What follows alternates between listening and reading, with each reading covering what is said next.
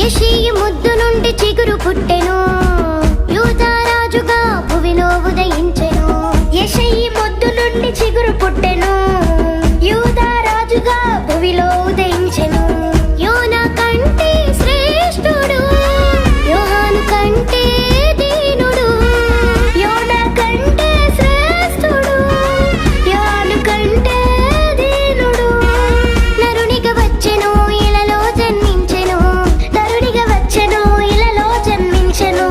పశువుల శాలలో పవళించెను, పశువుల శాలలో పవళించెను.